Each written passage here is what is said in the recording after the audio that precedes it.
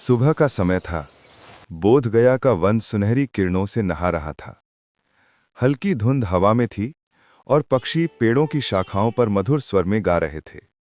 वहीं एक विशाल पीपल के पेड़ के नीचे गौतम बुद्ध शांति से बैठे थे।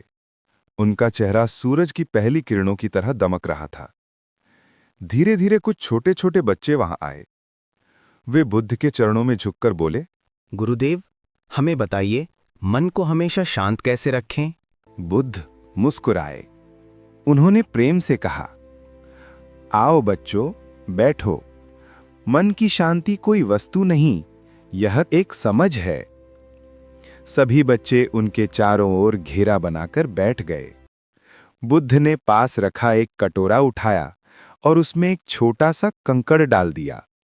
कटोरे के पानी में गोल गोल लहरें उठने लगी। बच्चे ध्यान से देखने लगे।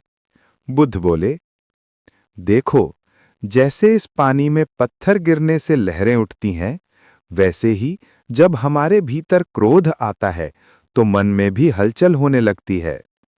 फिर वे शांत स्वर में बोले, अब प्रतीक्षा करो। थोड़ी देर बाद पानी की लहरें थम गईं। कटोरा फिर से शांत हो गया। बुद्ध मुस्कुराए। जब हम प्रतीक्षा करते हैं, गहरी सांस लेते हैं, तो मन भी ऐसे ही शांत हो जाता है। बच्चों में से एक छोटा बालक उदास होकर बोला, गुरुदेव, मैं अपने मित्र से नाराज हो गया था। मुझे गुस्सा बहुत आया।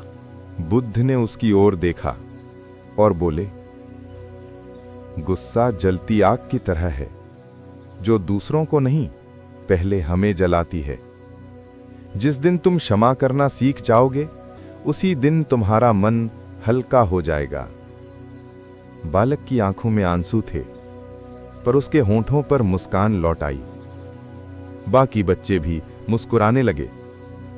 बुद्ध बोले, हर दिन कुछ क्षण मौन रहो बच्चों, यही मौन तुम्हारे मन की शांति का द्वार है। धीरे धीरे सूरज ढलने लगा। वन में सुनहरी रोशनी फैल गई। पक्षी अपने घोंसलों की ओर लौटने लगे। बच्चे भी शांति से अपने घर की ओर चल पड़े। बुद्ध ने अपनी आंखें मूंद लीं। उनका चेहरा डूबते सूरज की किरणों में ऐसे चमक रहा था जैसे भीतर से प्रकाश निकल रहा हो।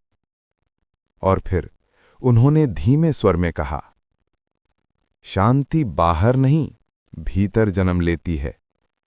उसे बस पहचानना सीखो।